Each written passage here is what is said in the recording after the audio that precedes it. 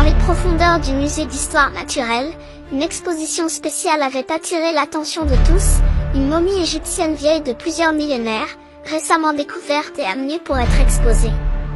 Un gardien de nuit nommé Sam était responsable de la surveillance du musée après les heures d'ouverture. Une nuit, alors qu'il faisait sa ronde habituelle, il a entendu un bruit sourd provenant de la salle d'exposition de la momie. Curieux, Sam s'est approché et a trouvé le sarcophage de la momie ouvert. À l'intérieur, la momie avait disparu. Soudain, il a senti une présence derrière lui. Il s'est retourné pour voir la momie, debout et vivante. La momie a commencé à le poursuivre à travers le musée, ses bandages flottant derrière elle. Sam a couru pour sa vie, mais où qu'il aille, la momie semblait toujours le trouver.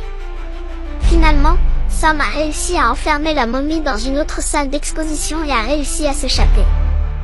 Mais chaque nuit, quand il revient pour son quart de travail, il peut entendre les bruits sourds de la momie qui tente de s'échapper.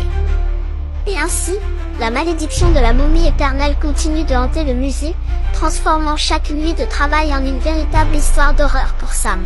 Mais, Sam évitait autant que possible de patrouiller près de la salle d'exposition de la momie. Il pouvait sentir que la présence sinistre de la momie planait dans les couloirs sombres du musée, même lorsqu'il se trouvait à des étages différents. Les autres gardiens de nuit avaient commencé à remarquer le changement de comportement de samedi.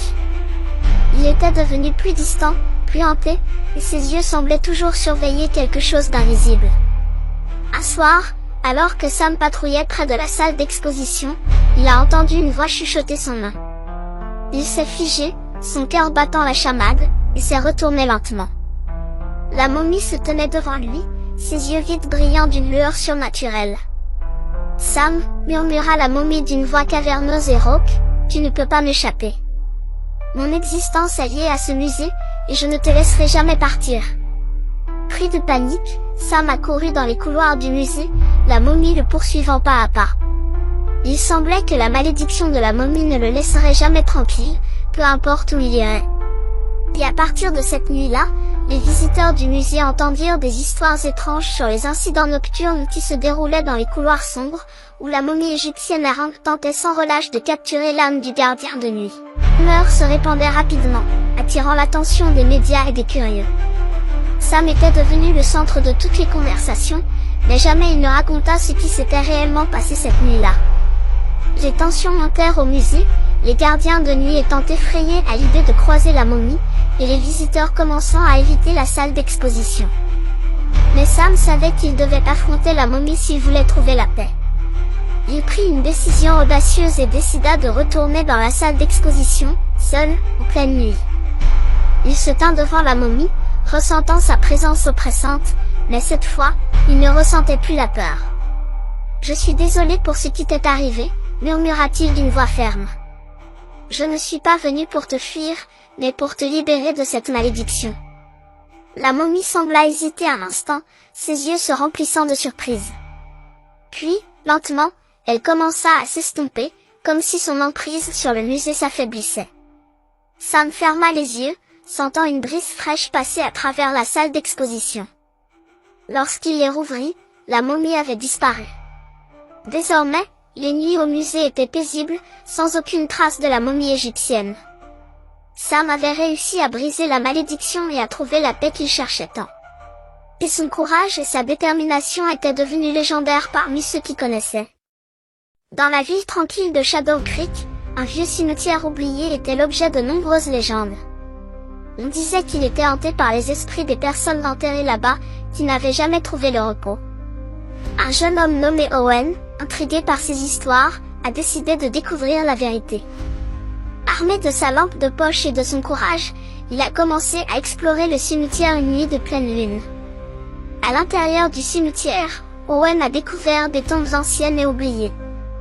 Il a entendu des murmures étranges et a vu des ombres se déplacer dans les coins de sa vision. Il savait qu'il n'était pas seul. Alors qu'il s'enfonçait de plus en plus profondément dans le cimetière, Owen a commencé à voir des apparitions de fantômes. Il semblait perdu et confus, condamné à errer éternellement dans le cimetière. Owen a réalisé qu'il devait aider ces esprits à trouver la paix. Il a utilisé son intuition et son intelligence pour naviguer dans le cimetière, guidant chaque esprit vers la lumière de la lune. Un à un, les esprits ont disparu, libérés de leur tourment éternel. Quand le dernier esprit a disparu, le cimetière a été enveloppé d'une lumière douce, apaisante. Owen est sorti du cimetière, épuisé mais satisfait. Il avait traversé le cimetière oublié et avait mis fin à la malédiction qui pesait sur Shadow Creek. Dans la ville isolée de Dark Hollow, des rumeurs circulaient sur un ancien démon qui hantait les bois environnants. Un jeune homme courageux nommé Alex a décidé de découvrir la vérité. Armé de sa détermination et de son esprit vif, Alex a commencé à enquêter. Il a trouvé des traces de rituels anciens dans les bois et a entendu des murmures étranges dans le vent. Il savait qu'il était sur la bonne voie. Un soir, alors qu'il explorait une grotte profonde, Alex a trouvé une ancienne relique. En la touchant, il a libéré le démon qui avait été enfermé à l'intérieur. Le démon, furieux d'avoir été emprisonné pendant si longtemps, a commencé à semer le chaos dans la ville. Alex savait qu'il devait arrêter le démon. Il a étudié les anciens textes et a découvert un rituel qui pourrait renvoyer le démon dans la relique. Cependant, le rituel nécessitait un sacrifice personnel. Après une longue réflexion, Alex a décidé de se sacrifier pour sauver sa ville. Il a réalisé le rituel et a réussi à enfermer le démon dans la relique une fois de plus. La ville de Dark Hollow a retrouvé sa paix et Alex est devenu un héros. Même si son sacrifice a été douloureux, il savait qu'il avait fait ce qui était nécessaire. Il était une fois, dans un village reculé, un homme nommé Antoine qui était connu pour être un grand sorcier. Les villageois le craignaient et lui attribuaient des pouvoirs surnaturels. Un jour, une rumeur commença à circuler selon laquelle Antoine avait passé un pacte avec le diable pour obtenir ses pouvoirs. Les habitants du village étaient terrifiés par cette nouvelle et décidèrent de se réunir pour mettre fin aux agissements d'Antoine. Ils se rendirent tous ensemble à sa maison, bien déterminés à le chasser du village. Mais quand ils arrivèrent, ils furent accueillis par une vision terrifiante. Antoine était assis à une table, en train de discuter avec une créature étrange aux cornes et à la peau noire comme du charbon. Le diable était venu réclamer l'âme d'Antoine, conformément au pacte qu'ils avaient passé. Les villageois réalisèrent alors que la rumeur était vraie et qu'Antoine avait conclu un pacte avec le diable pour obtenir ses pouvoirs. Ils se sentirent perdus et terrorisés, ne sachant pas quoi faire. Le diable, voyant la peur dans les yeux des villageois, leur proposa un marché. Il effacerait la dette d'Antoine s'il lui offrait en échange l'âme d'un innocent parmi eux. Les villageois furent pris de panique, ne sachant pas qui pourrait bien être l'innocent qu'ils devraient sacrifier. Dans ce moment de désespoir, une petite fille du village, nommée Lucie, s'avança. Elle était connue pour sa bonté et son innocence. « Je suis prête à offrir mon âme pour sauver Antoine et notre village », dit-elle d'une voix douce mais déterminée. Les villageois furent stupéfaits par le courage de la petite Lucie. Le diable, impressionné par son innocence et sa bravoure, accepta son offre. Cependant, au moment où il tenta de prendre son âme, il fut aveuglé par une lumière éclatante.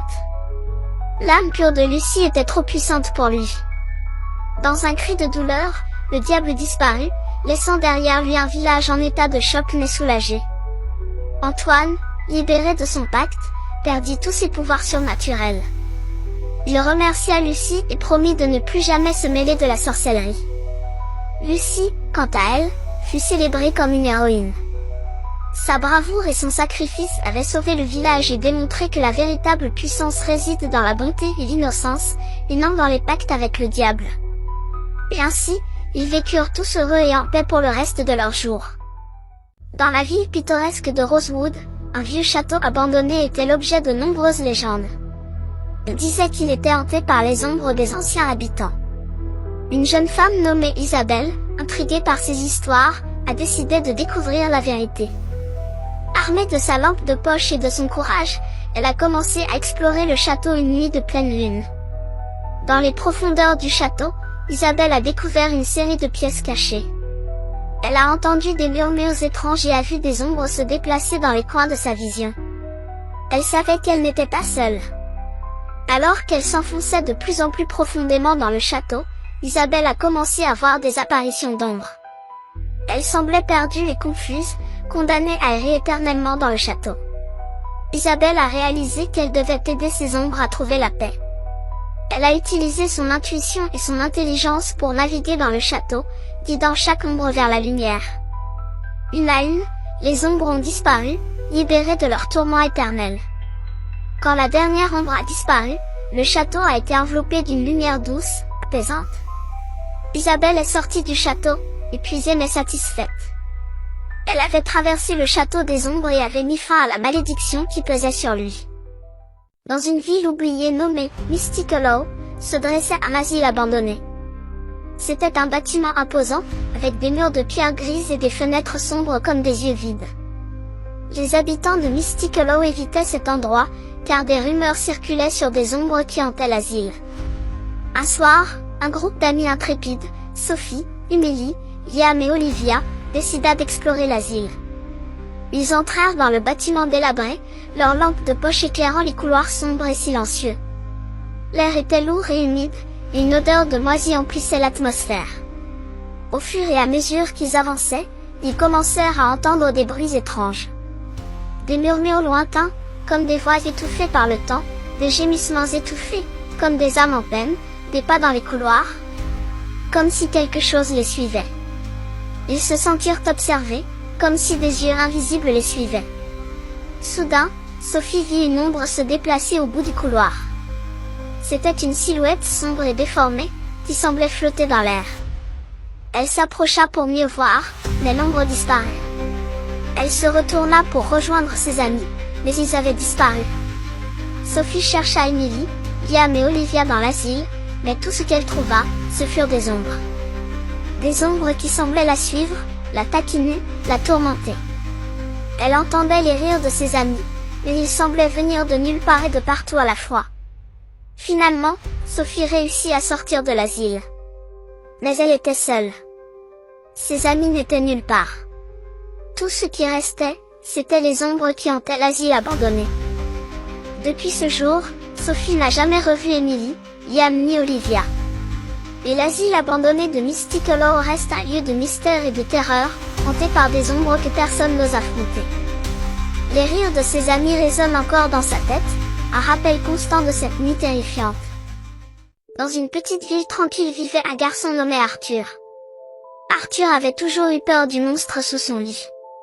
Chaque nuit, il insistait pour que sa mère vérifie sous le lit avant de lui dire bonne nuit. Une nuit, alors que sa mère était absente, Arthur dut affronter sa peur seul. Il se glissa sous sa couverture et ferma les yeux, essayant d'ignorer le sentiment de terreur qui l'envahissait. Soudain, il entendit un grincement venant de sous le lit. Il sentit quelque chose bouger, quelque chose de grand et de sombre. Il prit une profonde inspiration et regarda sous le lit. À sa grande horreur, il vit une paire d'yeux brillants qui le regardaient. Une créature énorme et sombre était là, sous son lit. Elle avait des griffes acérées et une bouche pleine de dents pointues. Elle émit un grognement sourd qui fit trembler le lit. Arthur hurla et courut hors de sa chambre. Mais la porte se referma brusquement derrière lui, comme si une force invisible l'avait verrouillé. Il était pris au piège dans la maison avec la créature. Il passa le reste de la nuit éveillé, tremblant de peur, entendant la créature gratter la porte de sa chambre. Depuis cette nuit, il ne dort plus jamais sans que sa mère ne vérifie sous le lit. La créature sous le lit est devenue le cauchemar d'Arthur, une histoire qu'il raconte à ses amis lors des soirées pyjama. Mais au fond de lui, il sait que ce n'est pas seulement une histoire. La créature est réelle, et elle attend sous le lit, prête à surgir à tout moment. Le village était plongé dans le chaos depuis que la vieille sorcière avait jeté sa malédiction. Les récoltes pourrissaient, les animaux tombaient mystérieusement malades et les habitants se disputaient sans raison. Tout le monde savait que la malédiction provenait de la sorcière qui vivait en haut de la colline, dans sa vieille cabane sombre et lugubre. Les villageois étaient désemparés, ne sachant pas comment briser le sortilège qui les enserrait. Certains se risquèrent à monter jusqu'à la cabane de la sorcière pour la confronter, mais aucun d'entre eux n'en revint. La terreur s'empara alors de tout le village, et chacun se résigna à subir sa terrible destinée. Cependant, un jeune garçon du nom d'Ethan refusa de se laisser abattre. Il décida de partir seul à la recherche d'un moyen de lever la malédiction qui pesait sur son village. Il consulta les anciens livres de sorts de son grand-père, fit appel à sa bravoure et sa détermination. Après des jours de recherche et de lutte contre les forces obscures qui habitaient la forêt environnante, Ethan trouva enfin la solution au problème. Il découvrit que la seule façon de briser la malédiction était de retrouver un ancien artefact magique caché au cœur de la forêt. Avec l'aide de quelques villageois courageux, Ethan se lança dans une quête périlleuse pour retrouver l'artefact.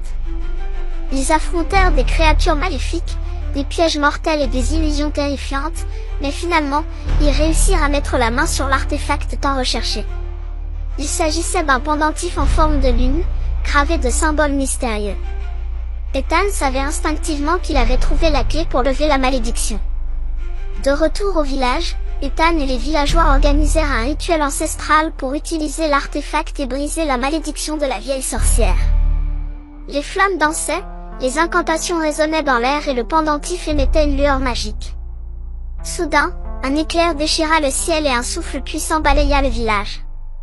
La malédiction se dissipa lentement, laissant place à la lumière et à la paix retrouvée. Les récoltes reprirent, les animaux guérirent et les habitants retrouvèrent leur harmonie perdue. La vieille sorcière, impuissante face à la force de l'artefact, s'évapora dans les ténèbres, emportant avec elle sa malédiction. Le village était sauvé, et Ethan devint un héros vénéré par tous. Désormais, le village vivait en paix et en harmonie, et la légende de la malédiction de la vieille sorcière était devenue un conte que l'on se racontait autour du feu. Ethan, quant à lui, savait que la véritable magie résidait dans le courage et la détermination à affronter l'obscurité pour faire triompher la lumière. Après avoir acheté la poupée dans une petite boutique antique, Anna commença à remarquer des événements étranges se produire chez elle.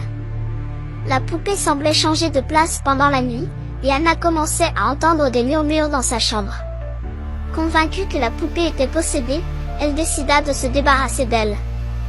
Mais chaque fois qu'elle essayait de se débarrasser de la poupée, celle-ci réapparaissait mystérieusement dans sa maison. Anna commença à se sentir persécutée par la poupée et décida de faire appel à un exorciste pour s'en débarrasser une bonne fois pour toutes. L'exorciste révéla que la poupée était possédée par l'esprit d'une ancienne sorcière qui cherchait à se venger de ceux qui l'avaient condamnée à la damnation éternelle. Avec l'aide de l'exorciste, Anna parvint à sceller l'esprit de la sorcière dans la poupée pour l'empêcher de semer le chaos. Depuis ce jour, Anna garda la poupée dans une boîte scellée, veillant à ce qu'elle ne puisse jamais être libérée. Mais parfois, Anna peut encore entendre les murmures de la sorcière à travers la boîte, lui rappelant que le mal est toujours présent, même s'il est enfermé. Alors que la nuit tombait sur la petite ville, une étrange atmosphère enveloppait le cimetière abandonné. Les habitants évitaient cet endroit lugubre, où les tombes semblaient murmurer des secrets anciens. Mais un groupe d'aventuriers intrépides décida de braver l'interdit et d'explorer ce lieu mystérieux. Dès qu'ils pénétrèrent entre les tombes couvertes de lierre, une brume épaisse se leva, obscurcissant leur vision. Soudain, des silhouettes fantomatiques émergèrent des pierres tombales, se rapprochant lentement des intrus. Les aventuriers sentirent la peur les envahir, mais ils se tinrent fermes, décidés à percer le mystère de ces apparitions. Au fur et à mesure qu'ils avançaient, les spectres semblaient leur murmurer des avertissements et des prophéties sombres. Ils découvrirent bientôt qu'une malédiction planait sur le cimetière, liée à une tragédie survenue il y a des siècles. Déterminés à mettre fin à cette malédiction, les aventuriers se mirent en quête de trouver l'origine de la colère des esprits errants. Leur chemin les mena jusqu'à une crypte enfouie sous un arbre centenaire, où reposait le cercueil d'une sorcière maudite. En ouvrant le cercueil et libérant l'esprit tourmenté, les aventuriers parvinrent à apaiser la colère des apparitions. La brume se dissipa, révélant un ciel étoilé scintillant au-dessus. Dans une petite ville isolée, nichée au cœur des montagnes, vivait une légende. Une légende d'une créature qui vivait dans l'ombre, connue sous le nom de Cœur Ombré. Un soir d'orage, un jeune homme nommé Sam est rentré chez lui après une longue journée de travail. Alors qu'il traversait la forêt sombre et humide, il a senti une présence. Il a regardé autour de lui, mais tout ce qu'il a vu, c'était l'obscurité. Soudain, il a entendu un bruit sourd derrière lui. Il s'est retourné et a vu deux yeux brillants dans l'obscurité. Sam a couru aussi vite qu'il le pouvait, mais la créature était rapide. Il a trébuché et est tombé. Alors qu'il se relevait, il a senti une main froide sur son épaule. Il s'est retourné et a vu la créature. Elle était grande et sombre, avec des yeux qui brillaient comme des étoiles. Elle a ouvert la bouche et a dit « Je suis le cœur ombré ». Sam a crié et s'est évanoui. Quand il s'est réveillé, il était chez lui. Il a regardé autour de lui et a vu que tout était normal. Mais il savait que quelque chose avait changé. Il pouvait sentir la présence de la créature partout où il allait. Il savait qu'il ne serait plus jamais en sécurité. Et ainsi, la légende du cœur ombré continue de hanter la petite ville. Personne ne sait ce qui est vraiment arrivé à Sam cette nuit-là. Mais une chose est sûre, personne n'ose plus s'aventurer dans la forêt après la tombée de la nuit. Il était une fois, dans une petite ville tranquille, une maison abandonnée que tout le monde appelait la maison de l'ombre. Les habitants de la ville évitaient cette maison, car des rumeurs circulaient sur des événements étranges et effrayants qui s'y déroulaient la nuit. Un soir, un jeune homme courageux nommé Maxime décida d'explorer la maison. Armé d'une lampe de poche, il s'approcha lentement de la maison. La porte grinça alors qu'il l'ouvrait, et une vague de froid le frappa. Il alluma sa lampe de poche et commença à explorer.